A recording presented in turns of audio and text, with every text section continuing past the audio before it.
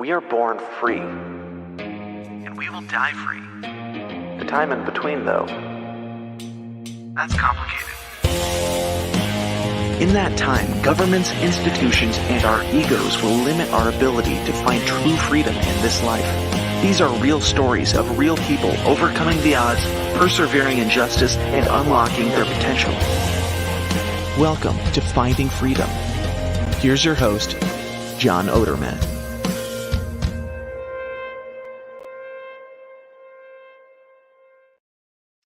Hey, welcome back to another episode of Finding Freedom here on the Lions of Liberty Podcast Network. It is Thursday afternoon, so that means we're live streaming the recording of the show to YouTube, Rumble, Twitter, Facebook, all the places. Even though Facebook this week has now made it so you can't live stream to groups anymore. So we used to stream to our Lions of Liberty Pride and our Lions of Liberty Forum group. No more. You can't do it with StreamYard. You can't do it with Zoom.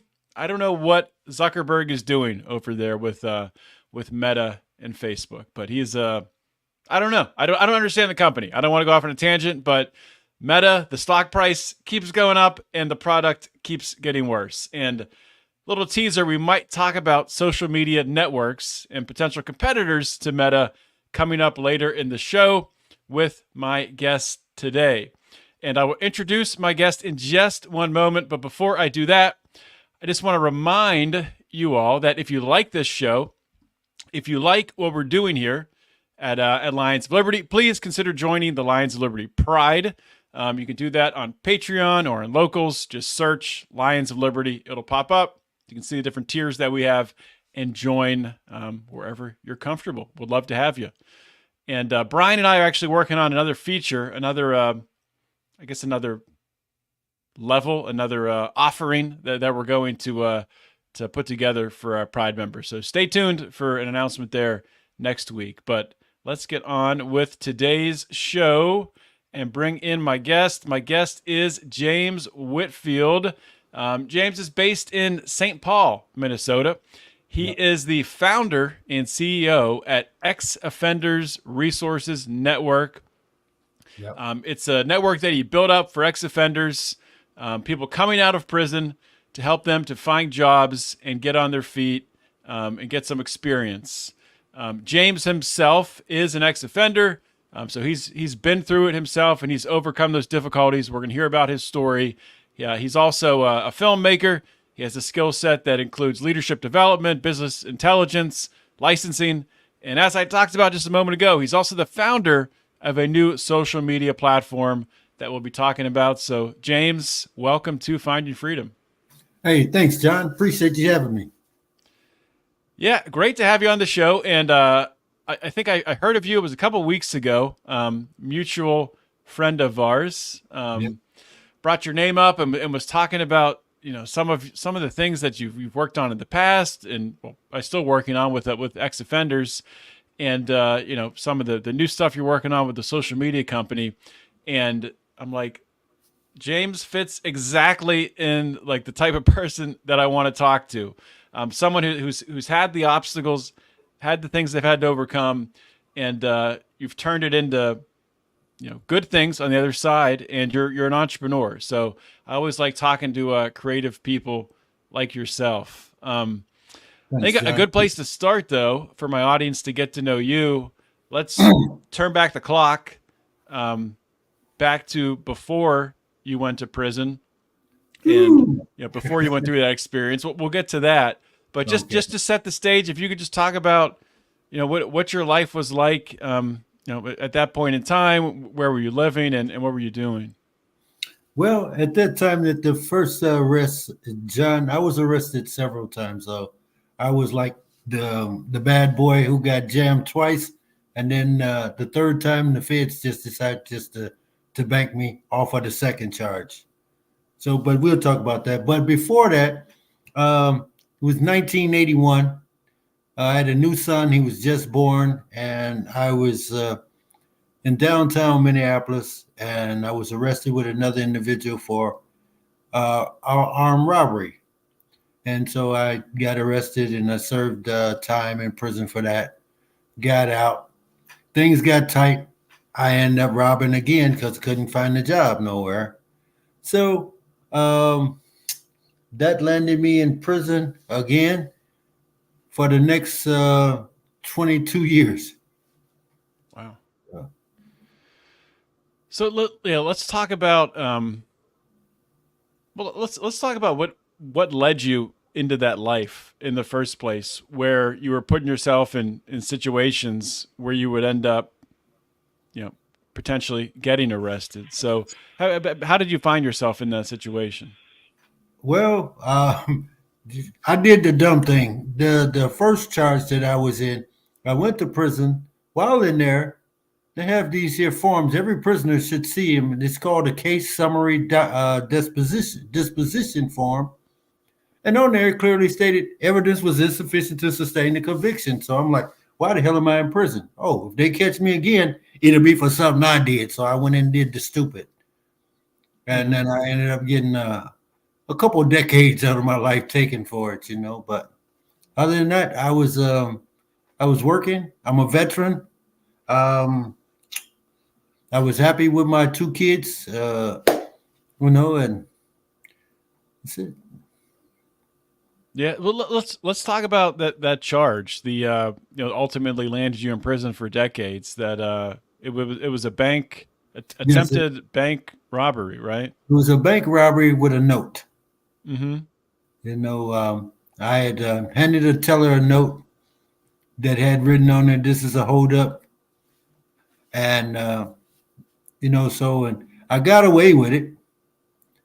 Then So several you months, got away with it. They actually gave you the money. yeah, I got the money, and several months later, um, this is where the haters started coming in because they started just, I think it might be him. They had no proof that I'd done it. They had no fingerprints or anything to prove I'd done it. And no one could really positively identify me from the photo. So, Mm-hmm. but I ended up getting in the system, did 6 years, 9 months at Stillwater Prison in Minnesota. After release from Stillwater, there was the FBI and the marshals there to take me into federal custody. Mm-hmm. And so I got released from the state system November 19th, 1987. And I did not see freedom again until January 3rd, 2005. So you went straight from the state system into the federal system. Yes. What was that change like, comparing the state system to going into federal prison? Well, they sent me initially to USP Leavenworth. That was the max. Um, it was it was crazy because they treated me like I was a mafia figure because I had the double black box on my arms. They had the real tight short chains on my ankles, and so it's just. But the federal system from the state system, it was just a little bit more violence in the federal system than there is in the state at the time. Yeah. How did you navigate that more violent situation? Well, like any good prisoner, you mind your own damn business, But I worked in the prison law library, and I worked there for years, and eventually earned my little paralegal degree in there, doing that. Um, so no one's gonna kill the man that's gonna that's gonna get you out of a case. So That's a good point. Yeah. so anyway, it's like they get in the scenarios, and they come to me, and I had a reputation as some call me James Cochran, the unknown brother of Johnny Cochran. Some call me Alan Dershowitz, Johnny Cochran, F. Lee Bailey, all rolled into one because I always won the cases for them. So And that was all self-taught while you yeah, were in prison, just from going to the library.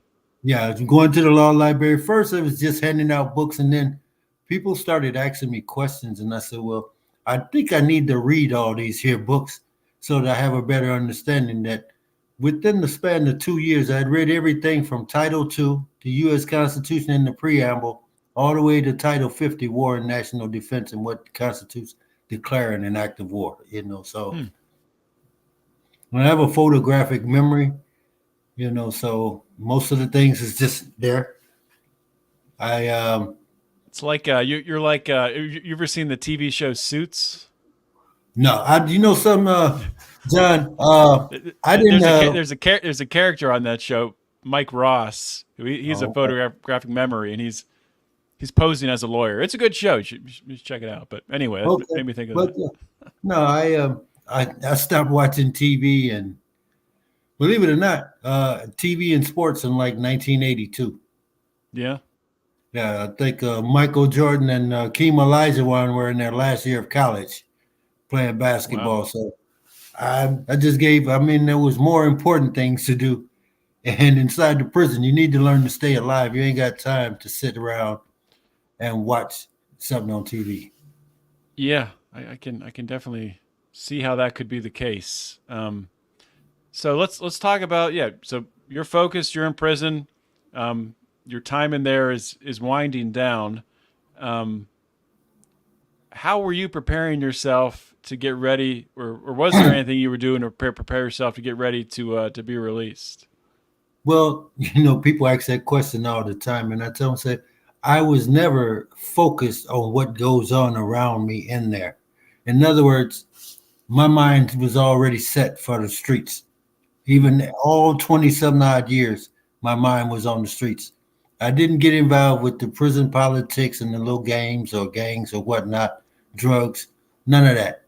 And it's for some people it's hard to maintain that mainframe, of staying focused on the outside world as opposed to what's going on in there while living in there. But that's how I was. Some people, they can compartmentalize things and some can't. So were you ever worried though? Because you had a history where you committed a bank robbery. Were you worried that when you got released, you would go back into that same lifestyle? Nah, I wasn't going back. I did too much time in there. I had I had suffered too many losses, family members, and then no visits from family. So you learn that you have to take care of yourself because no one's really going to give a damn about you. So you can put yourself in those situations and think and believe that they will be there. But the bottom line is they grow up, they have families, they have lives. And if you've ever read the book by I can't even remember the guy's name, but damn, there's a passage in his book. He says, parents, know that your children are no longer your own once they retain a certain age. Brothers and sisters, realize that your siblings are nothing more than the deepest level of friends you will ever have. So don't expect them to, basically be there and supportive of you like you were when you were children. Yeah. You know. Yeah, I mean, and I think probably a lot of people who have been to prison can relate to that. That you're cut off from your family, from the outside world, Yeah. and when you come back out, when you came back out, it was totally different for you. Can you explain what that was like? Did you have anyone on the outside that was a support system? Well, I had a series of pen pals that I was writing, and they would come visit and stuff. But immediate family, relatives, nah, Hmm. that wasn't happening. So, and I met a lady, and we got out. I got out in 2005, and we stuck it out until the beginning part of 2009, and then she began to get a little pushy and always threatening to call my probation officer and calling down. And they just said, James, she's going to be the cause of you going back, not for anything you've done, but just probably so you get some peace of mind. So, but all in all, her and I, we see each other now. We're somewhat on good terms, but um, I realized that if I was going to catch on to the technology and everything now, I had to immerse myself in learning it all over. Yeah. Well, let's start to talk about that because one thing in your story is that you had all this experience with the law that you gained while you were in prison, helping other prisoners to reduce their sentences and get out. And when you got out, you were trying to catch on with a law firm. It's like a Yeah. paralegal, correct? Yep. Yep. I applied at John. There's probably about 1,000 law firms here in the Twin Cities between Minneapolis and St. Paul. I've applied at every last one of them and was shot down by every last one. Now, I took a 3-year paralegal course that I completed in 11 months. 11 months with an A- average. I had reference letters from judges, state court judges, federal court judges, all throughout the United States because I've Hmm. done cases and appeals in every federal circuit in the United States. From the 11th Circuit down in the Florida area up to the First Circuit up about Maine, you name it. I've done it. You can go to the court records and look the records for James Whitfield. They'll find my name right there, as prepared by James Whitfield, prisoner 034250041. But and I had a stack of reference letters and a list of over 800 cases that I successfully remanded back to federal court. Wow. I mean, most lawyers they can't even boast that. I'm like, but damn, but still, So uh, what response would you get back from these law firms? Would you get any response back? well, they would tell me, they would say, your record is impressive, and your roster of cases you've helped to get back in the court is impressive. They say, but you have a crime that invokes fear, robbery. They said if you'd have had a drug charge or a murder charge, we'd hire you in a heartbeat. Get the Hmm. hell out of here.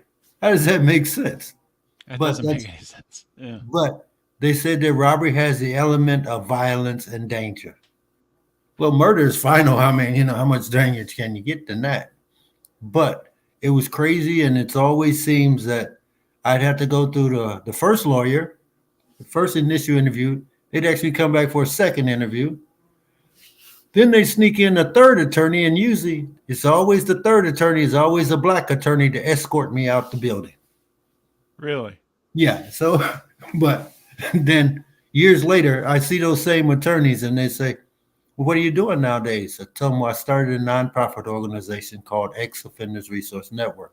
They said, yeah, we've heard that it's recognized literally all over the world. I said, yes, I could help you go global too, but you didn't want to give me an opportunity. So let's talk about that. So before ex offenders, Hmm. you're getting shut out from working as a paralegal. Where did you find your first job? Well, I ended up starting my own little legal research firm, John. It was called J. Witt Legal LLC, Hmm. and that was in Northeast Minneapolis. And I was getting referrals from attorneys and state court judges to help prisoners with cases and stuff like that. So, And then did you build that up, or did you move on to well, something else, or what well, happened from there? around 2008, I was going through burnout. I'd been dealing with it for so long, and then I had the office, and then I was dealing with issues with the young lady I was living with at the time, and so I struck out, and I got another little job. It was through a temp agency, and we made medical devices, like them EpiPens and stuff like that. Mm-hmm. So from there, that was like a 6-month assignment. Then after that, things kind of just dried up, and then in 2010, February 2010, I had a stroke, Oh wow. and as a result, they found a lot of blockage. going through different hospitals and the Mayo Clinic. A needle was broke off in my leg, so they had to amputate my leg below the right Really? knee. Yeah. So you heard that expression, busier than a one-legged man in an ass-kicking contest, John? I've That'd heard be it. me. Yeah. I guess you could say that'd be me. Because So they broke a needle off in your leg. The yeah, but doctor did, John, or yeah, John, I was in so much pain and everything that it didn't dawn on me that I could have sued them. yeah. But I was like, just as you know, I went from 238 pounds down to 168 pounds in about 2 months. I was in that Wow. much pain, Ooh, you know. that's rough, man. Sorry you went through that. That Hey, sounds brutal. hey, who knows? Maybe that was God's way of saying we're gonna see just how tough you really are. Yeah, that's how he works. Yep. Um, so where did the idea for ex offenders come from? How did that come about?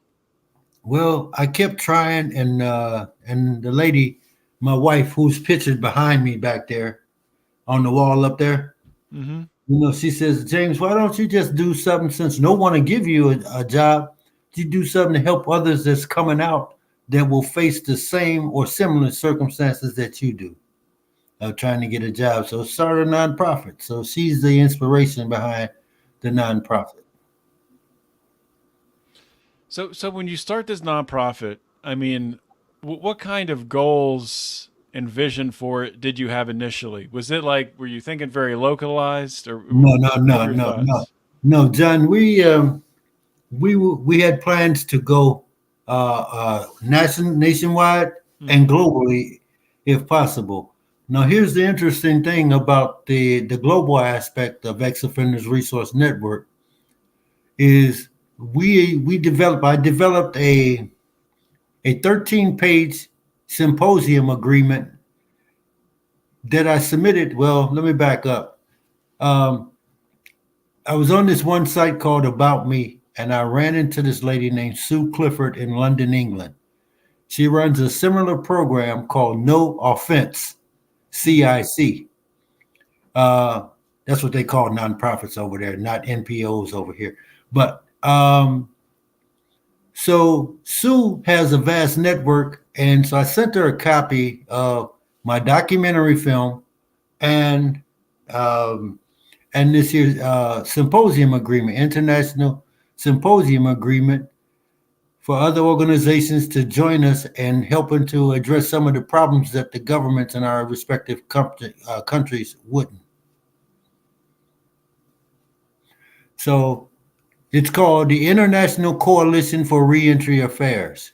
It's sort of like a miniaturized version of the United Nations. We address Hmm. hunger relief, food support, homelessness, you name it. We do it all. And where does the funding come from for that? Son, here's the interesting thing. I've been running this nonprofit organization for 11 years now. Since October, well, October will be 11 years. October 25th, 2013.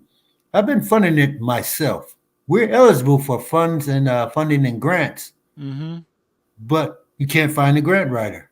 Everyone said they know how to write a grant, and then come to find out that they really don't. Hmm. And the interesting thing is, in 2015, the United States Department of Labor, they did a 13-page story on me called "Getting Back to Work After an Absence or an Illness." And the United States Department of Labor, they said that they receive over 1,000 letters per week asking how to get in touch with me Really? and how they can be to. And it says, do you have a grant writer? If you have a grant writer, we have billions of money of funds set aside. Get a grant writer and we can get some of that money to you and your organization. But I actually run the organization. I was running it off of $300 a month. Hmm. And I made contacts and the people donated resources and other items in kind. So, hey, we're good. Okay. So you spoke a moment ago there about a documentary film, Oh, and I yes. know I know that you're a filmmaker. So where does that fit in this puzzle? When did you learn how to do that? Okay. Well, after I gave up on trying to work in the law firms, and shortly after the stroke, and I got the prosthetic leg back, uh, I told my wife, I said, I'm done trying that. It's been 8 years I've been trying to get a job in these damn firms and all this. So I said, I think I'm going to learn television and video production. Now, I didn't know that there was one closer to my home, but I ended up driving because I lived in Blaine, Minnesota. Mm-hmm. And so I had to drive over to St. Paul, Inver Grove Heights, another suburb, just to learn how to make films and be a TV cameraman and help co-produce TV shows. So, and that's where they introduced me to another with a public access cable TV station where they was just starting to do a documentary program called the DocU program at the St. Paul Neighborhood Network, SPNN. My video, Bridging the Gap from Prison to Workforce, can be found on YouTube. Okay. So what year was that you released that doc? That was in September 2013. Okay. And the following month, I started Ex Offenders Resource Network off of the idea and the concept of that documentary film. That's pretty cool. So with Ex Offenders Resource Network, do you have? I mean, are there a lot of testimonies that you get from people? People reaching out to you and thanking you for connecting them with employment. Some people do and some don't. Mm-hmm. It's just some people, they just think, oh, you got a nonprofit, or the government giving you money. No, let me explain something to you. I tell them that all of the rules, the policy procedures, all the handbooks, I wrote those. I know the law. I don't need an attorney. No one's funding me. I put my money in to help you. And if you're going to be disrespectful, you can go ahead. But I don't need thanks from them. It's just want them to know that, hey, we have a vast resource of employers in Minnesota and around the world that are set up to help people get jobs. So yeah, speaking of employers, so how did you initially find employers to opt into it? Well, I'd go out to them and I'd say, "Hey, how you doing? Are you the manager?" And they said, "No, but hold on, we'll get him." I said, "Hi, my name is James Whitfield." I said, "Look, I just made a short documentary film, and I'm an ex-offender, and I'd like to talk with you about you guys' hiring policies and how it may impact ex-offenders." And they looked at me, I said, "Well, if you just give me 10 minutes and just watch this short documentary, that's all I ask. If you don't like it, I'll never come in your office again." By the time the movie was done, they offered me a job. I said, "No, this is my job." Yeah, but it really wasn't you. You weren't getting paid for it, right? No, You're I not wasn't, making but money off of it. no. Yeah. But the thing is so that's why I came up with my other project later. But anyway, Yeah. And besides, my wife, she was supportive, and she says, "Hey, don't worry about it. I got you. You just take care of our house here and me, and don't worry about it." Mm-hmm. So, Yeah, I was just going to say I've interviewed 200 formerly incarcerated individuals, people been to prison, felons, just like yourself, and it is interesting that there is this common thread, not between everyone who goes to prison, but there is this select group of people who, once they get out, like yourself, want to help others, like turn around and you're not pulling the ladder up behind you, you're leaving the ladder down. And I just think that's so, I mean, it's awesome. I just think it's really interesting. I just wanted to note that. well, John, the thing is, and what the audience needs to know is that the vast majority of people who are in there, they have genuine good hearts initially. Just as something that they were doing got them caught up and put them in a position, put them in storage. That's why I call it. People say, "Where you been the last 2 hours?" I was in storage. Storage could be, I was married, or I was out the way, or whatever, or you're in prison.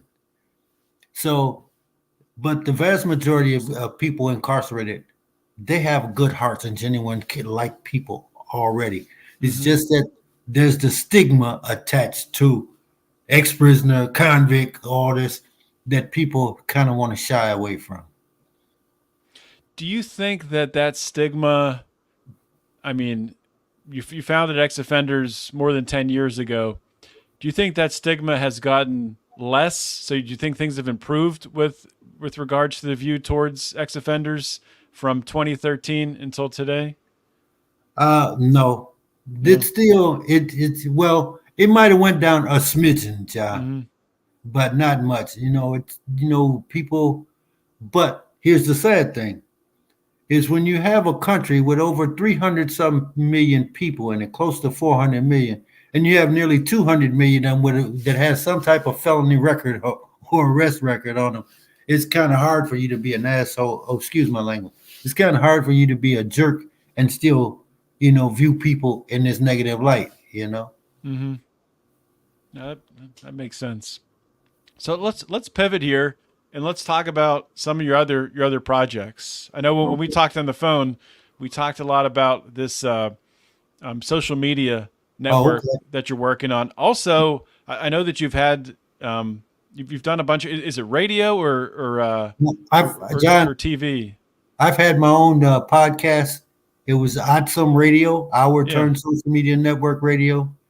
Um, Tell us about our turn or Our Turn Social Media Network, the radio yeah. or the TV, or because I have Let's radio. let's start with the radio and the TV, and then we'll move to the network. Okay. All right. So in 2019, up till 2021, operated Our Turn Social Media Network Radio. And we interviewed up and coming music artists, music producers here in the Twin Cities. Some of them who had stepped away from it and doing other things, they would tell them, contact James Whitfield. He has all the plugs to the music industry. So I would interview up and coming music artists, actors. A good friend of mine, John Nicholson, he played Detective Rod Demery on the TV show Murder Chose Me on the Discovery Channel. And then Jim Cressman, he's president and CEO of Invictus Entertainment up in Penticton, British Columbia, Canada, up there. And he has a roster of the vast majority of the country music artists coming out of Canada are on his label.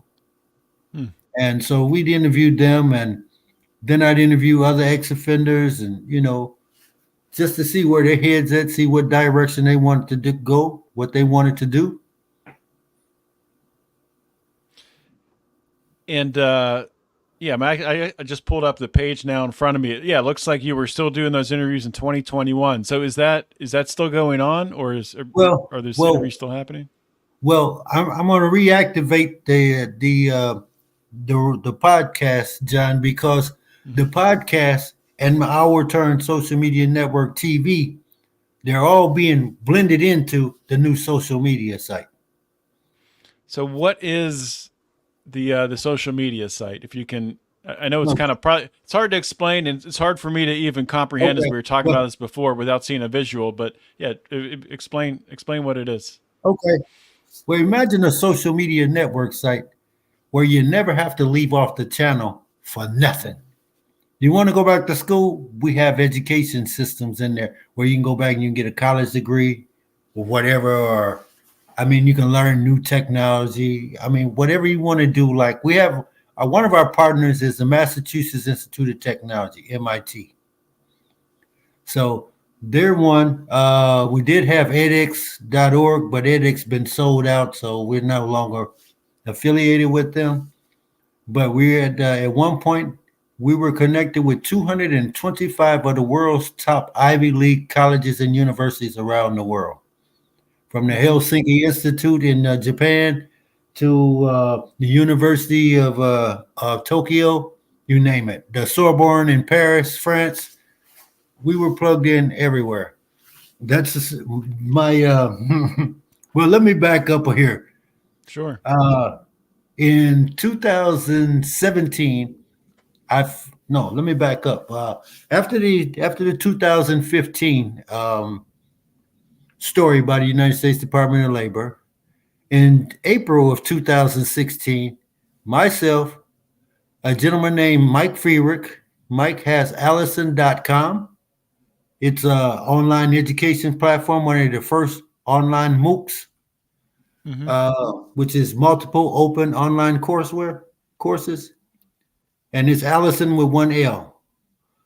But me, him, and Judge Honorable James D. Dean, DEHN, of Isani County, we met to discuss creating an alternative sentencing platform whereby the judge would have he has the discretion to sentence a person to prison, or he can send them to Ex-Offenders Resource Network to complete the educational program is provided by myself, Microsoft, and through Mike Friedrich's program, Allison.com. And if they successfully complete it, then that will be their sentence. Because he believed that education helps to change the criminal mind. So from there, and 2 months later, I entered the mayor's race to run for mayor of Blaine, Minnesota. I was on the ballot, James Whitfield, running nonpartisan for the office of mayor, which is a city of about 66,000 residents. And I came within 1,000 votes of becoming the mayor of Blaine. No political. Why did you want to become the mayor? Well, one, it was just say, why not? You say, hey, you did. I made a film. I never made a film, so I want to try everything at least once. Yeah. And also, I lived in a county, Anoka County, which a lot of people consider as the racist county, no blacks. So I want to be the first black candidate to run for mayor in an all-white city. Okay. And you almost did it. You said just 1,000 votes. Yeah, wow. But anyway, and now if you listen to the election judges, they'll tell me, James, you really did win the election. The police chief did not want an ex-con as his boss. So I believe that. I mean, I'm someone who believes. I'm not saying all elections are rigged. I'm just saying the system we have, it's open to happen. So I'm sure it does happen sometimes. Yeah. So and then after the race, and then Ex-Offenders Resource Network, we began tackling the homelessness problem in Minnesota and on the East Coast.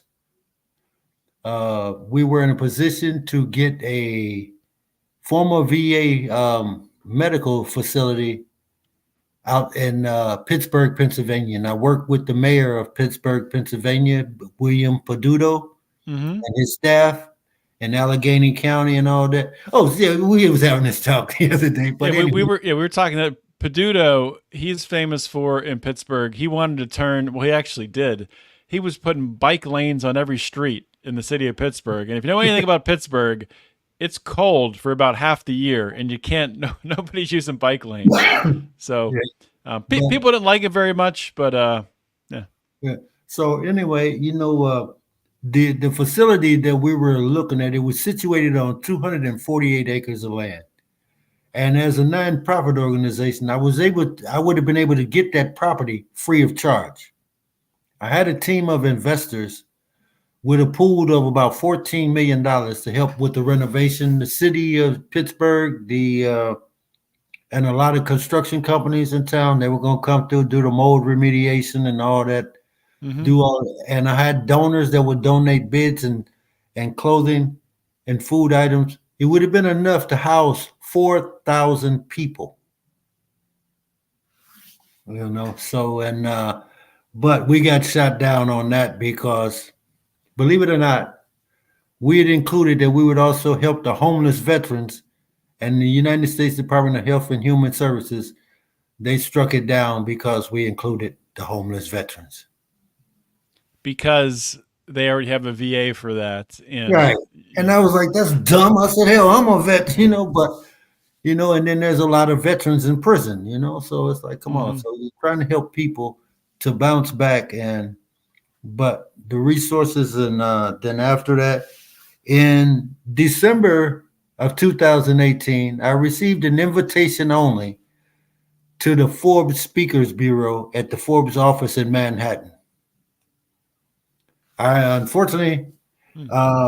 I couldn't stay and attend the entire thing, but I did go there for at least the first day and a half. My wife got sick, so I had to get back home. Then let's see. Uh December no, in July of 2019 is when I launched the radio station. Mm-hmm. In December of 2019, we launched our Turn social media the first time. We picked up about 10 to 15,000 members right away. And someone on Facebook got to mentioning that, hey, this site's better than Facebook. Next thing you know, we were hacked. Well, I'm not saying who, but Yeah. it's just coincidental, right? But anyway, so we got hacked. Then I had to learn how to write code and everything myself because I'd paid someone before to do it. So this way, so it's been down. Now it's been rebuilt, and there's but in between. So we're going to relaunch here within after this call, after this show. I'll be on the phone with one of the programmers, a guy who's going to come in and help me because everything about the site I built myself. So, So will it be? I know you were talking about you'll be able to, sort of one-stop shop. And I think I'm mixing up our call before, but there's going to be like commerce attached to it, and also you were talking about the education attached to it. Will it also be just like similar to Facebook and Twitter, where users are can post their thoughts and news stories and things like that? I mean, it's just imagine just like the same things that they have on Facebook, but double and triple what they have. Yeah, because on there you can join friends, you can develop groups, you can do. We even have a section on there that's like the old Craigslist where you can post, trade, sell, buy, whatever. You can find jobs on there. We're not going to do the intimate encounter section, but anyway, don't mess with that. You don't want to mess around with that. Everything else. We also have a shopping network that's built into the site.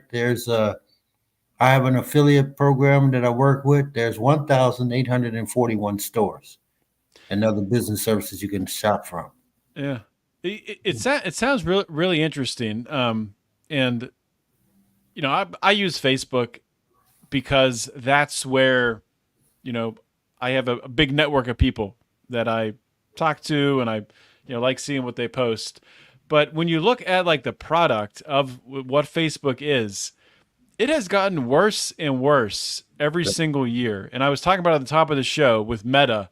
You look at the stock price for Meta. Meta's made up of Facebook, Instagram, WhatsApp, whatever else Zuckerberg has for his different virtual reality headsets.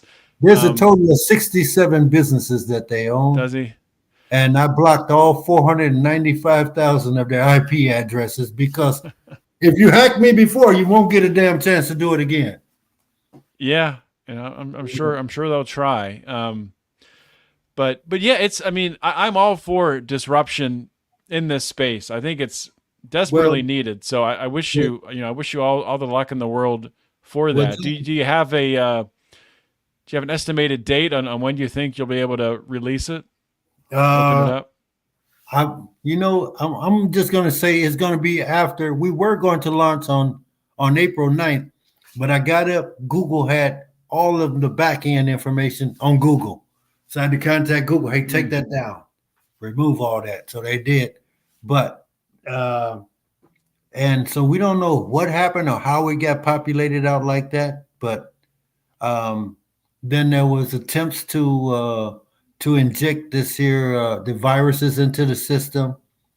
I have 6 regular security perimeters, and then I have 3 double encryption systems built in to protect the site and the user's data and their privacy.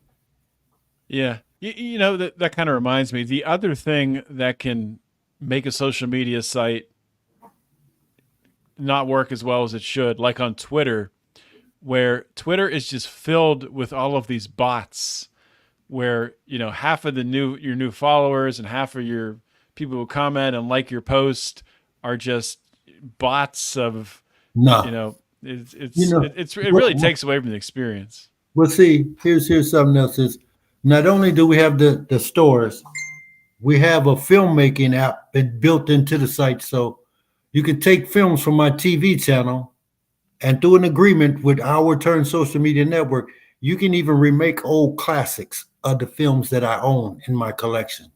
Mm-hmm. And then all it takes is an additional 10 minutes out of an old film to now make it your own film.